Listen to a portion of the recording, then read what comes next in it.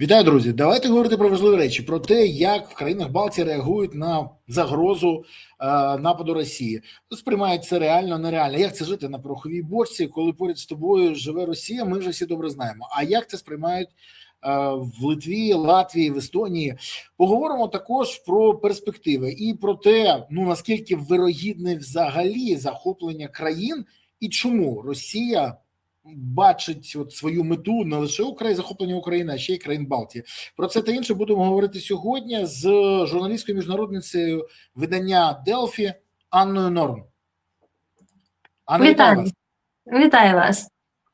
До речі, Анно, як завжди, дуже приємно спілкуватися з вами українською мовою. Це, знаєте, мене завжди дивує, коли в Україні не спілкуються українською, але коли за кордоном спілкуються українською, це приємно. Я вам щиро за це дякую. Я вам скажу абсолютно, я вивчила українську мову не тому, що завжди мене питають, чи в мене є якісь коріння, чи щось. Ні, немає. Я насправді просто вивчила українську мову, будучи литовкою. Я напівполька. Це мені допомагало. Але насправді так і це дивно для українців, але так, я вивчила українську мову, і я намагаюся спілкуватися українською мовою. Звісно, я роблю помилки, але я намагаюся. Супер, все супер. Але скажіть, будь ласка, як ставляться сьогодні в Литві до того, що відбулося? По-перше, знову повернулися до опублікованої мапи видання Bild і знову активно почали говорити, що Росія може повернутися до ідеї вторгнення країни Балтії. Наскільки це сприймають серйозно, чи сприймають так, знову балачки? Поки що, я думаю, це сама Білд сприймає трошки обережно, трошки так з гумором.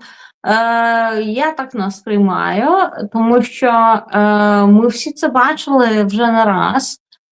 І ми всі це бачили, коли там з гумором хтось сприймав навіть в Литві перед повномасштабкою. Що вони ж не підуть, це ж нелогічно, так? 250 тисяч на Київ, це нелогічно. Це було нелогічно, звісно. Я, до речі, сама не думала, що вони підуть на Київ. Я думала, що вони підуть на Маріуполь, Одесу і так далі. Але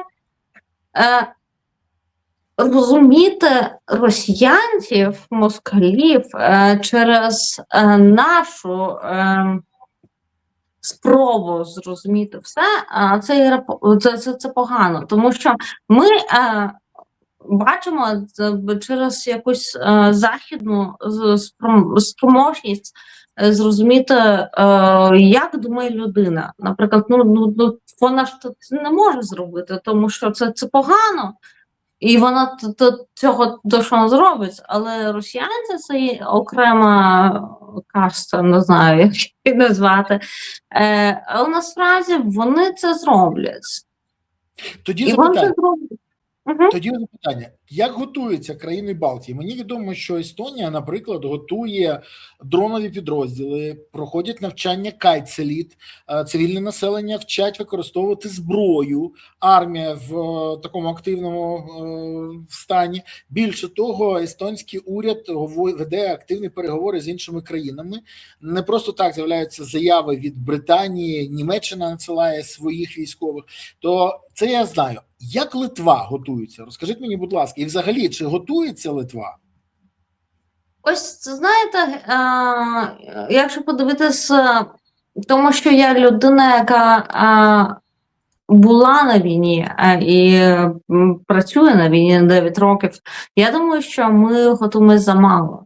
Так, звісно, є підготовка, звісно, є трошки тероборони, звісно, все є. Але я думаю, що Естонія в порівнянні з нами, вона набагато більше готується до нас. І що я можу сказати? Тобто росіянці, вони думають, що це буде прогулка.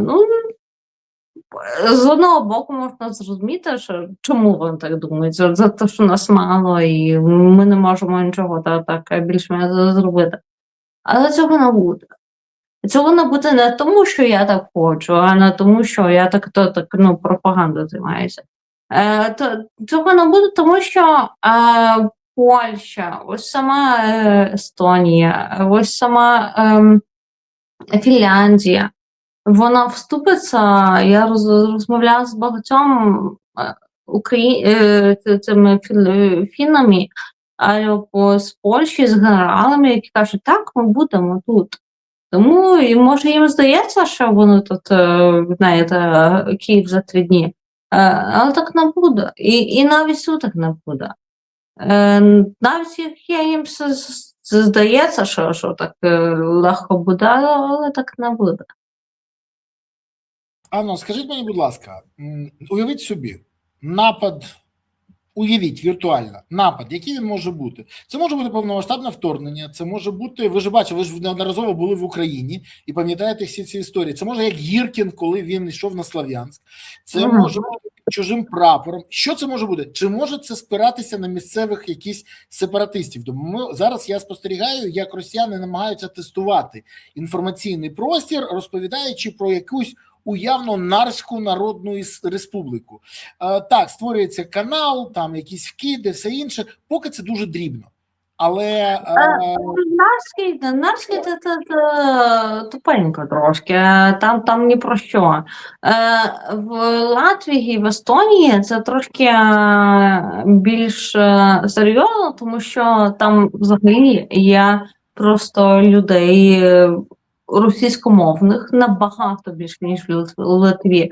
Зараз, наприклад, в Литві україномовних людей, цих, які приїхали через війну, є більше, ніж росіянців.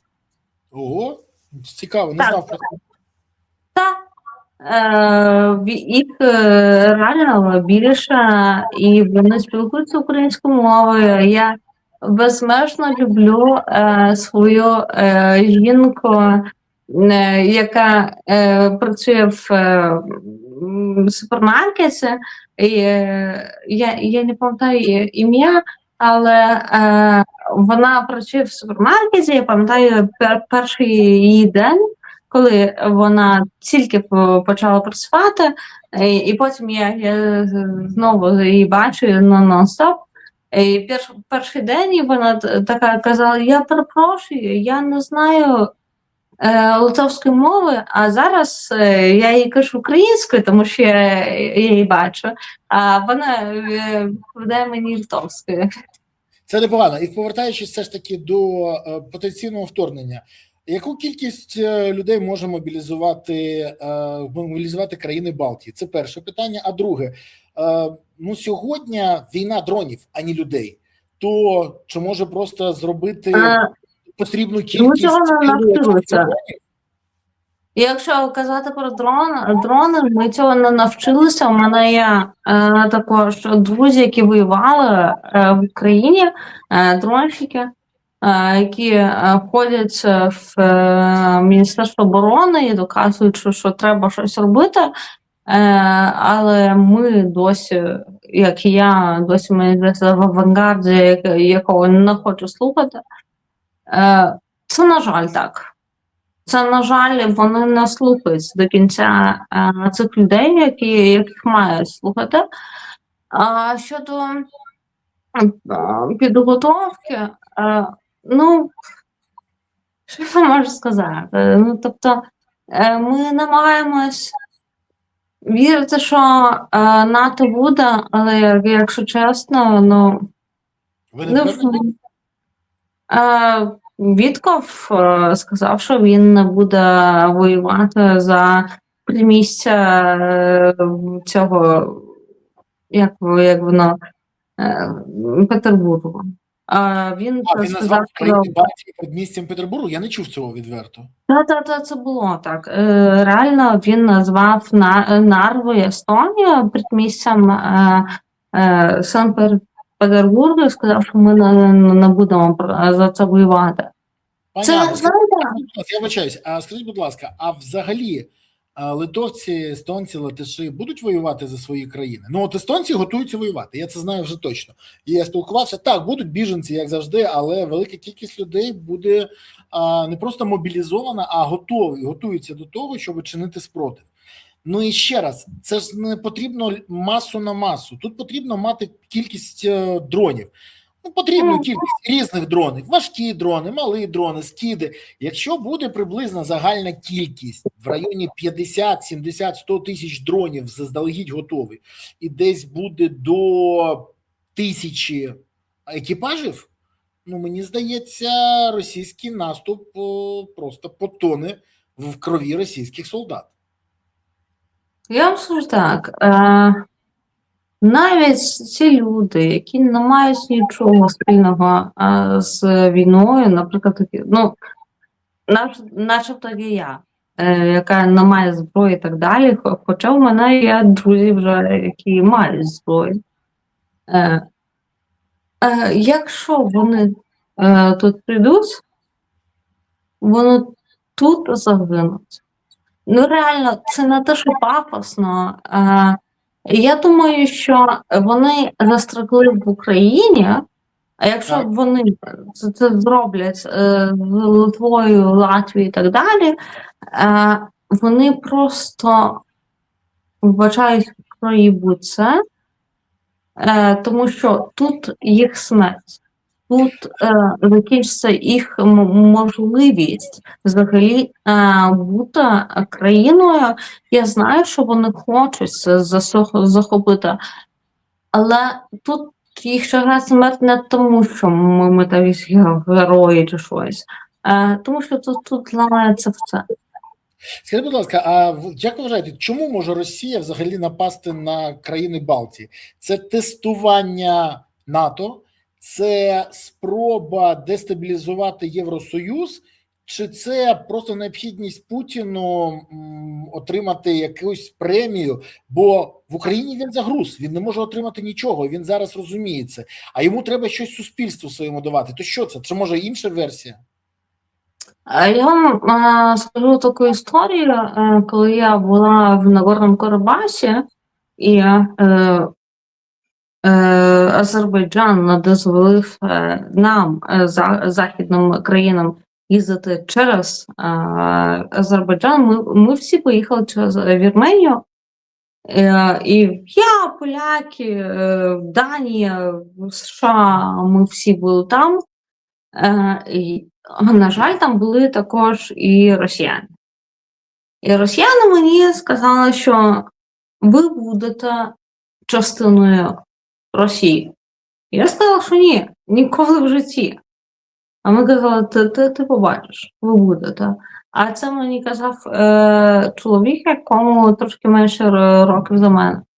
І я зрозуміла, що там немає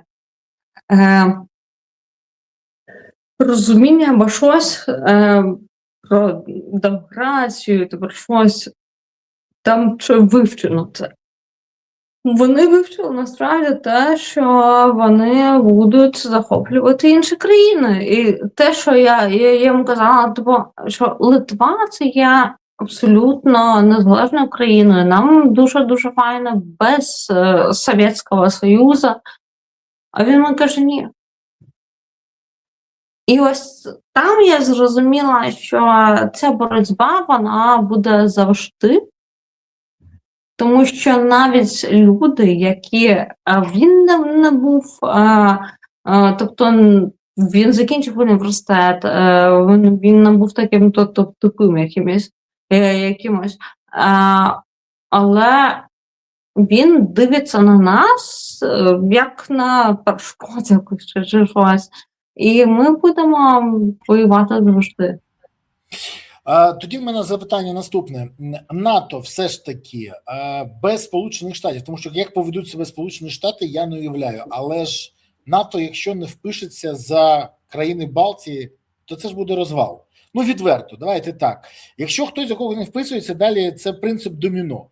І тут так само є Фінляндія поряд, яка не може проігнорувати. Естонія і фіни взагалі дуже братські народи. Поряд є Данія, яка дуже добре розуміє, що буде, і є інші країни. То все ж таки, яка вирогідність того, що там за декілька діб зберуться країни НАТО і будуть вирішувати, як діяти? Чи це буде дуже швидко і оперативно? Як ви думаєте? Тому що ніхто не знає, як буде дійсно. Не було ще практичних дій. Якщо чесно, з усіма ж, з ким я говорила, звісно, я не вірю в це рішення НАТО, так, тобто через півдня чи щось. Але з ким я говорила, з людей, наприклад, з Польщі, з Фінляндії і так далі, я завжди вже пару років просуваю за цей момент, що нам треба регіон Балтійського моря тримати собі, тобто один одному допомагати. І це дуже добре, що Фінляндія і Швеція приєдналися до нас, і я думаю, що вони ось так прийдуть. Я з ними говорила, я говорила з послами, я говорила з людьми військовими, які військові з добрим погонами, скажімо так. Мені сказали, що якщо що, ми будемо так у тебе. Пані Анна, ви є політичним оглядачем, ви спілкуєтесь постійно, ви кудись їздите, зустрічаєтесь з високопосадовцями, ви зустрічаєтесь не тільки з військовими або політиками, а також ви зустрічаєтесь дуже часто з людьми, які керують Європейським Союзом. Скажіть, будь ласка, яка реакція буде в разі нападу Росії політична? Що далі буде? Тотальна ізоляція від Росії? Що буде далі? Взагалі, щоб розуміти, які можуть бути наслідки, як ви думаєте? Я не знаю, які наслідки, тому що взагалі зараз... Я запитую, тому що в Європі вистачає прихильників тих, хто каже, з Росії можна домовитись. Щоб не було така історія, що а давайте домовимось зараз за рахунок, хотіли ж за рахунок України деякі європейські країни, наприклад, той же Орбан, хоче домовитись за рахунок України, а хтось може захотіти за рахунок країн Балтії. Я вам більше скажу, я через місяць поїду на вибори в Угорщину. Я намагаюся, щоб мене не посадили. І я не знаю, чи посадять, чи ні. Серйозно. Але ж ви громадянка Євросоюзу, ви відома людина. Мабуть, ні. Але, знаєте, це все Європейський Союз – це найкраще, що ми маємо, якщо казати про Литву, то це точно. Ми насправді настільки переросли себе, коли ми потрапили в Європейський Союз, і я дуже чекаю, коли Україна там буде. Ви просто не розумієте, як це перетворюється. І ми перетворились з цієї пострадянської країни на цю європейську країну, і це реально, тому що я народилась при Совку, наприкінці Совка, я це все дуже-дуже файно бачила, як вона перетворилась на реально європейську країну, тому я вас дуже-дуже чекаю, тому що взагалі Україна зараз вже є такою, але не всі це розуміють. В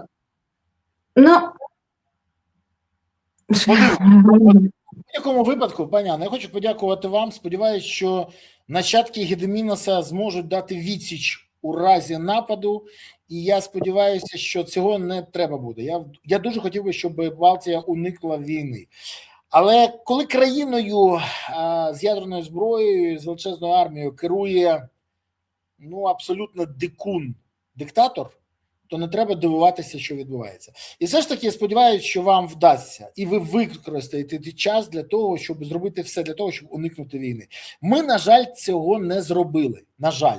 І втратили... Я вам можу сказати одне, що на щастя, у нас є українці, це на щастя, ви нам дали за багато років, які ми просрали, на жаль.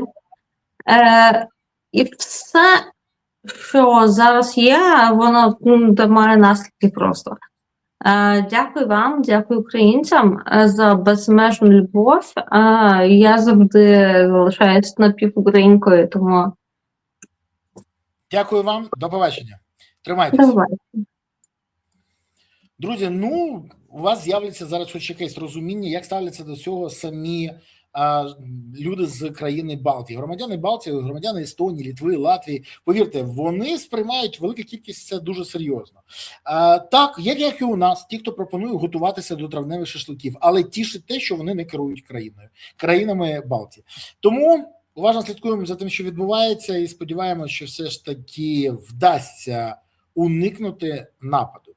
А ще пам'ятайте, Україна сьогодні існує тільки завдяки Збройним силам України. Тому є ЗСУ, є майбутнє України. Не буде ЗСУ, не буде не лише майбутнього, України не буде. Саме тому потрібно всі ресурси на ЗСУ.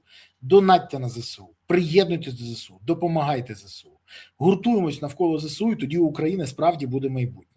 Дякую вам, що дивитесь, дякую, що допомагаєте ЗСУ. Тримаємося, і все буде Україна. Па-па.